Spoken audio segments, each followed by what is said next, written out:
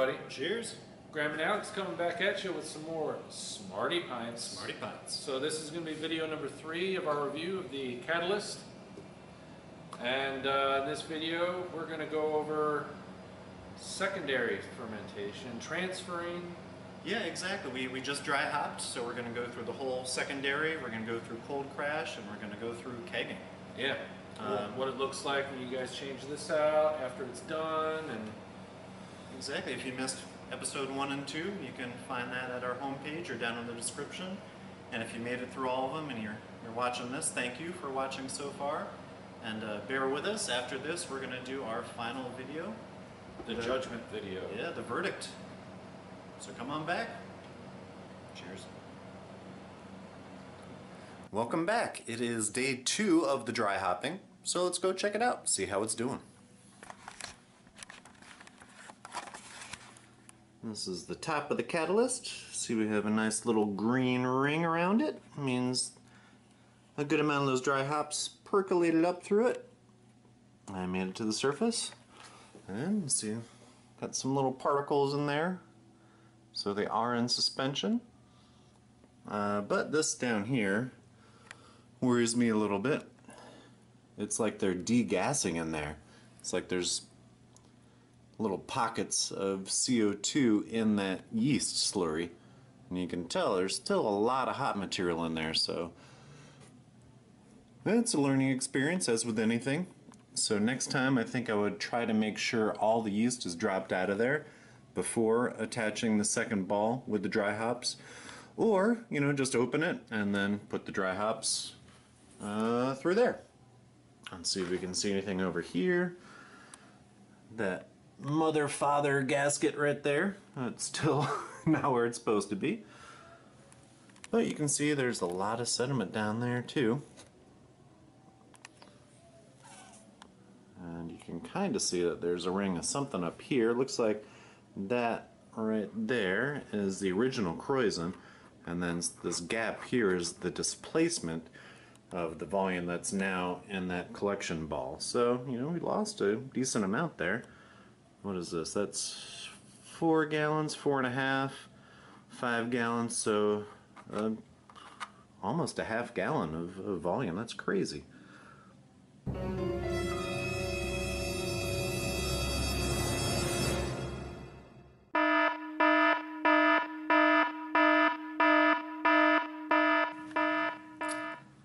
You guys won't believe what I just did. Stuff just got crazy in here. Let's go see. Well, you see, there is the FastFerment, but the catalyst is missing. Here's the stand. There's the catalyst. So, all those hops trapped in the yeast, the spent yeast cake, and the collection ball kind of bothered me, so I did something crazy. I inverted the entire thing. So, you see, we got most of that stuff out. Just wanted to show you that this is something that apparently can be done here. Not that I would recommend doing it, but I wanted to film this just for the sake of filming it, so everybody can see. So I'm going to reorient this the proper way, and let's see how we do. Well, that was one of those things that was pretty crazy, but it worked. There we go. The catalyst has been inverted, and we got all those hops up out of there into suspension. So we're going to get the proper utilization, the proper infusion of all those oils and aromas. All I did was I took the airlock off and I just put a solid stopper in there. And the idea is, when I was inverting it, that this headspace should have been carbon dioxide, so I don't think we're going to get too much oxidation in there. Hopefully it's not going to give it any premature staling. But again, would not recommend what I just did. I did do it. It is possible. It does work. But in the future, make sure you drop out all your yeast before adding any kind of dry hops or anything else to this collection ball.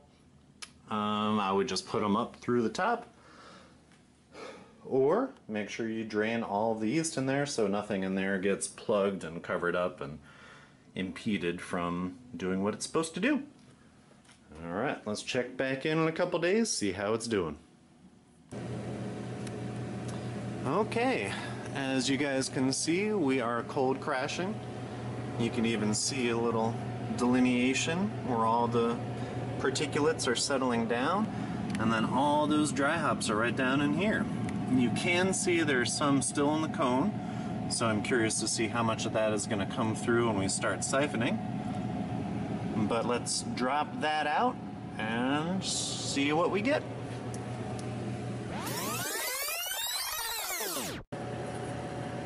Alright, look at that. All yeast, and chunks of hops. Good stuff.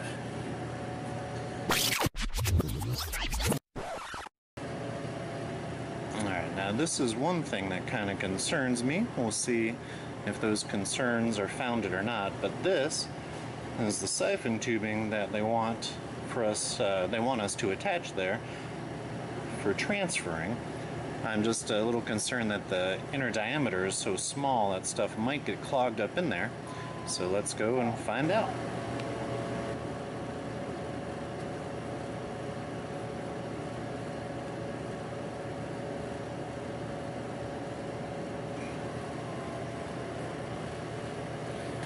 I have this 2-liter bottle. I'm just going to try to siphon some into so we can see what the clarity is like.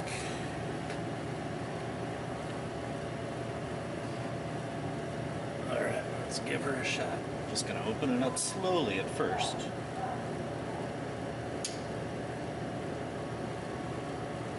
That looks pretty yeasty. So there's still, now it's starting to run a little clearer. Alright, that looks more like beer. Let's close that off and let it drain.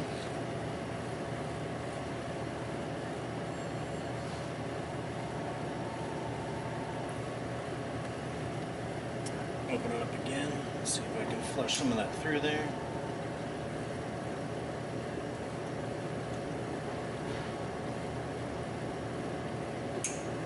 Go. So you guys can see, look at all that gunk that was still down there.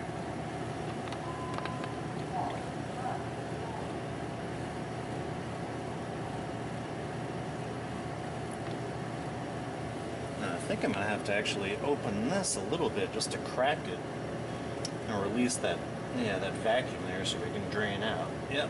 Alright, tighten it up again. Let's do one more purge and see what this looks like. I'm going to try to open the valve a little bit further so we can get more of that stuff out.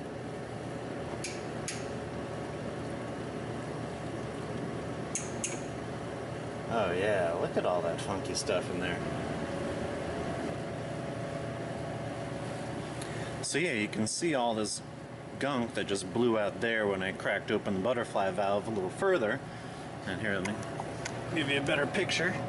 And we still have a ton of gunk on this line. And look how yeasty that is. So yeah, what I should probably do is leave this closed, unattach this. Maybe I'll actually blow it open one more time just to try and get some more of that gunk off.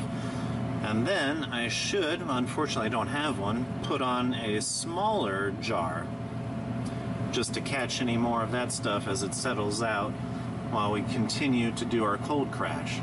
But yeah, look, we've only dumped that ball jar twice and we've blown out a little bit, but we've already lost, a solid half gallon of beer, so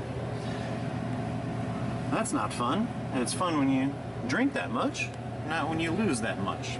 So here, let's open that again and see if we get some more stuff coming. Actually, you know what? I'm going to rinse this all through, unattach it, rinse it out, and then I'll attach it one more time. We'll blow some more stuff through and see what the clarity looks like. Now let's give this sucker another open. Again, I'm going to open it pretty far this time just so we can get any of those big chunks that may or may not be left up there to come on through.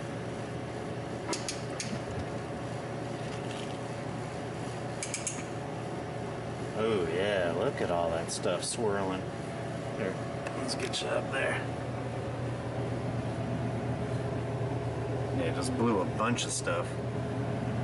Yeah, so what I think I'm gonna have to do, unfortunately, is reattach that ball jar, open it up again fully, and let some more stuff settle out. We just have too much gunk up in there.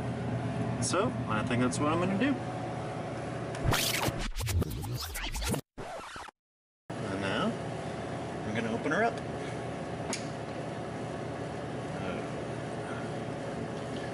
Look at all that stuff.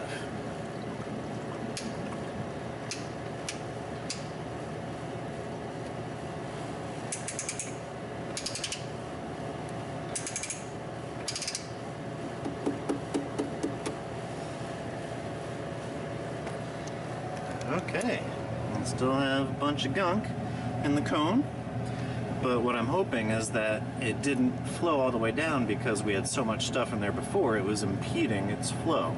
So now there's a lot of open real estate in here. We are going to let her cold crash for a little while longer, another day or two, and see where we're at. See you in a bit. For any of you wondering about the FastFerment, because we just saw the catalyst but no FastFerment, worry not. We have it right here. We're going to try and do the same thing now. Unfortunately, it has not been cold crashing, so this won't be a fair comparison. Because it is so tall, it does not fit into there. And there is only room for one of them in the refrigerator. But let's see how this does. Whoop, excuse me for shaking you guys around. Let's see how this does when we dump that. Alright, same thing. Can never be too careful. One curious thing to note is you can see a real good delineation here between hot particles, yeast, whatnot, and beer. So, contrary to what I thought going into this, it looks like this 1/2 inch valve may actually work better than the 3-inch, but no, actually no, that's not true. I think it's just going to come down to the angle of that cone. It's a much steeper angle, so I think more stuff is just falling down, gravity's hitting it harder, and being more efficient. Here, let me see if I can get in there closer. Yeah, you guys can, oh, if we focus, there you go, you can definitely see that line right in there. Alright, let's dump her out and see what happens. Of course, can't forget to close the valve, or else we'd really make a mess. Alright. Yeah, that still bothers me, all that stuff just oozing out around those threads. Holy moly, oh, there we go. Alright. Alright. I say alright a lot, don't I? What's something else I say a lot? You can never be too careful. I think it's funny that the catalyst with the 3-inch valve has this little teeny, like 5/16 attachment for siphon tubing, whereas the FastFerment with the 1/2 inch ball valve has this big barbed attachment for their siphon, or their transfer tubing. It's kind of curious. So yeah, here is the siphon tubing for the FastFerment. And then, here is the siphon tubing for the catalyst. Look at that difference. That's crazy. Alright, I digress. Alright, can never be too careful. And then, same thing. I have this cleaned and sanitized 2-liter bottle here that we are going to draw into, and yeah, let's see if we get a bunch of gunk, if it's clear beer, or what have you. The suspense is killing me. Look at that. That looks like clear beer. Holy moly. Well, that, I must admit, was unexpected. Granted, that isn't exactly clear. There is some yeast and stuff, but one little draw, and I think this is going to be much, much clearer than the catalyst. So what I'm going to do is I'm going to dump this. I'm going to clean and siphon that hose out again, and we're going to try and pull ourselves a 2 liter. Okay, let's open this valve and see if we get some clear beer, hopefully.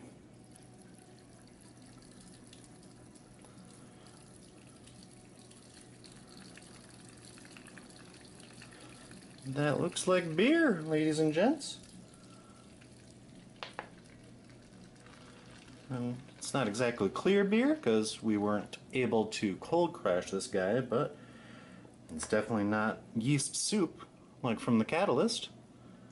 Interesting. Very interesting.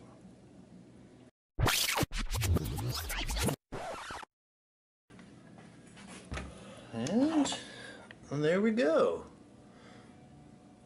It's not clear beer, but I guess it could be a quote-unquote New England IPA, if you will. It's got a couple little floaties hanging around in there, but for the most part, pretty good.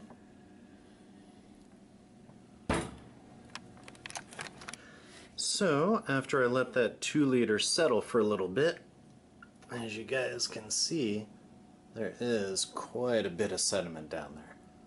So it all looks pretty much like little pieces of dry hop, but there's probably some yeast in there too, a decent amount.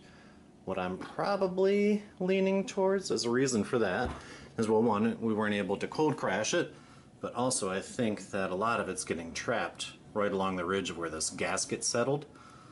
Contemplating sanitizing something to put in there to grab that sucker out. But long story short, I reattached a new ball here so we can let more of that stuff settle out. And then after the catalyst is done cold crashing, we will check back here, see how much sediment we have, and then we will keg both of those straight away, and we'll see what kind of clarity we get from them. This is a pretty hoppy IPA with some oats in it, so it's not going to be crystal.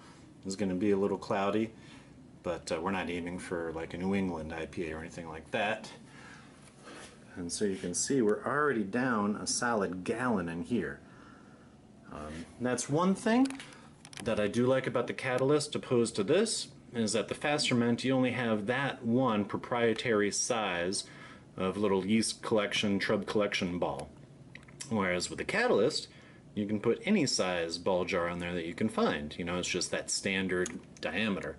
You can put whatever volume you want on there. So it's my fault for not having a smaller jar to put on that catalyst right now, because we're obviously going to lose a lot of beer. I suppose we could use that for hydrometer samples or just, you know, sensory evaluation at this point. But yeah, that's one bad thing about this, is I have no other option on here unless I want to fabricate something that has 1/2-inch threads on it. But yeah, that's it. We're going to check back in a few days, see how we're doing. Here's a little supplementary update. See something missing? I did fish that sucker out of there. So, what we suspected was indeed the case. So that's all the stuff, little hot particles that were resting right on top of that gasket. So that's probably why we got a bunch of stuff in that 2 liter that we pulled. So now that's out of there. I'm going to sanitize that and try to put it back up on top where it belongs. This time I'm not going to tighten it down too far, even if I don't get a seal. But yeah, hopefully it's not going to block anything. Hopefully we'll get a lot of good settling out, and then when we check back, we'll have clear beer going into the keg. Check on back for the next update. Thanks a lot. Well, there you have it. I think we are looking pretty good. We have a nice final, hopefully, sediment layer down there. You can see most of the stuff that was stuck there in that cone has made its way all the way down there. There does seem to be a little lip here of sediment right at the top of where that cone meets the butterfly valve. But everything else Looks pretty good. So I think we are ready to keg this sucker. Alright, let's get this puppy kegged up. First of all, we need to close the butterfly valve. And then we're going to remove this jar. And again, I probably, if I had one, should have been using a smaller jar at this point so we didn't have all of that beer as waste. But yeah, don't worry, I'm going to use this for a hydrometer sample and I'll taste it, make sure it's good, which I'm pretty sure it will be. And then also another thing to note is what I should have done is for the dry hopping used a larger ball jar. Then we wouldn't be running into this issue right now. We probably would have been able to keg it at that previous step. So it is a learning process, as with any new piece of equipment. So, you know, there are some growing pains. Next time around, I'm sure it'll be much smoother. So don't let my user error deter you from going after one of these things, because so far it is pretty nice. So, yeah, without any further ado, let's get this sucker kegged up.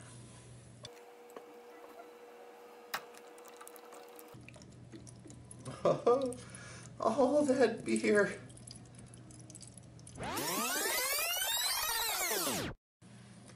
Okay, everyone, let's put this sucker into that keg. You did hear that I was degassing the keg. It has been obviously cleaned and sanitized, but it was also evacuated with CO2. That way, when we're filling down here, if there's any kind of splashing that happens down there, it's not going to be picking up any oxygen. It's just CO2, so we'll be all right there. Another thing to note is I'm going to go up there and remove that airlock. That way, as we open this and we start pulling, it'll create a vacuum up there. If the airlock is still there, it could suck that liquid back into the beer, which we don't really want. So yeah, that's it. Let me pull that.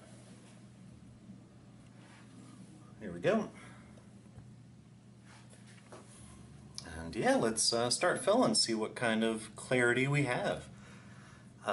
Something to clarify too, no pun intended, is when I'm referring to clear beer coming through here, I'm just talking about chunks of yeast or dry hop particles, things like that. I don't really care how hazy or not the beer is. If God didn't want us to drink, oh, how's the saying go? If God wanted us to drink filtered beer, he wouldn't have given us livers. So let's start filling, see how we do.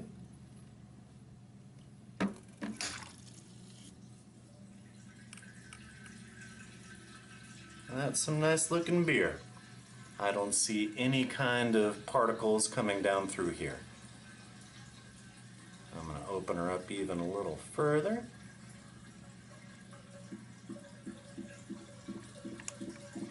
Oh, there was one little chunk that went through.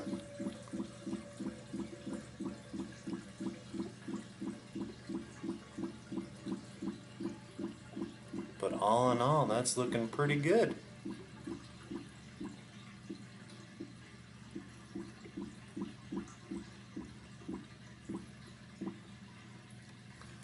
Here, let me give you guys a look from the side.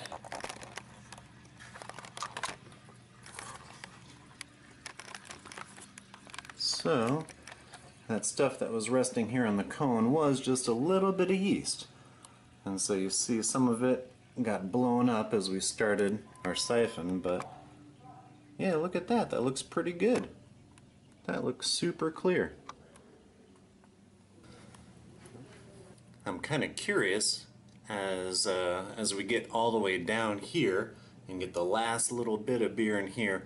I have an inkling that it's probably going to get all the last little bit of the yeast that was stuck up there on that cone. That's going to get pushed down at the end. So I may try to catch it. I'll look in here. You guys look with me too. As soon as we see this start to get cloudy with any of that yeast, I'm just going to pinch the tube off and stop the flow. That way we don't deposit a bunch of yeast right on top of this really nice clear beer that we have going into this keg. So yeah, you can see all that stuff just getting pushed down towards the end. We're still looking good in there. Couple little floaties, but nothing major. Yeah, here it goes. It's starting to rinse down. Oh yeah, we're starting to get a little bit of more funkiness in there. Also, yeah, no big deal. Like we discussed before, it's not the end of the world. Oh yeah, there we go. Look at that stuff.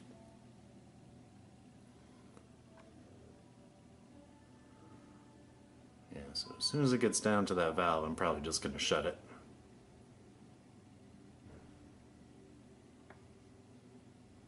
Oh yeah, there we go. And we're done. A little bit of wasted beer, but that's okay. It's quality over quantity, right? That's why we all started brewing our own beer after all. Okay, let's do the same thing with the FastFerment. Let's see how she does. And again, see that right there? It was leaking through those threads. Threads, man. Threads.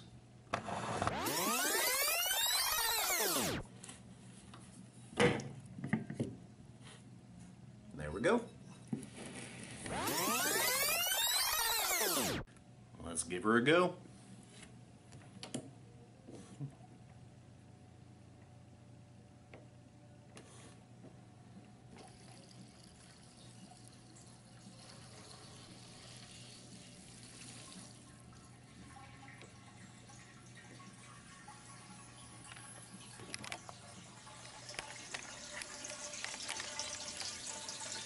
Now that looks pretty good too.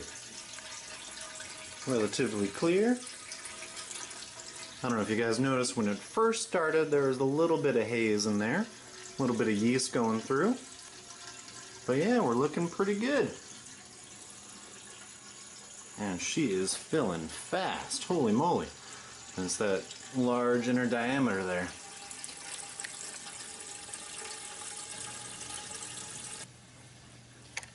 Here we go, it's getting down to the end. Yep.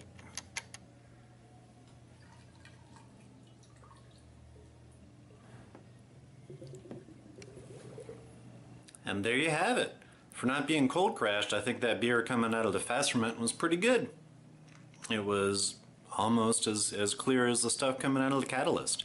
So I don't know if that's just a product of that steeper cone, or the fact that, you know, I'd used it before so I knew the techniques better, or what have you. But either way, I think we did good. Thank you very much for all of you who made it this far. I know these are long videos, but we wanted it to be as in-depth as possible so you can see all the steps along the way. And yeah, here, right down here, those 2 kegs are the fruits of all of our labor. 10 gallons of goodness. I wish you guys could come over and drink some. But if any of you find yourselves in the Rockford area, come on to Brew and Grow. We'll pour you a pint. And please check back again next week for our final video on the catalyst. We'll give our pros and cons of each, our verdict, what we think is best, and why. And then you guys can decide which one will suit you best. All right, thanks a lot. We'll catch you in a bit. Bye.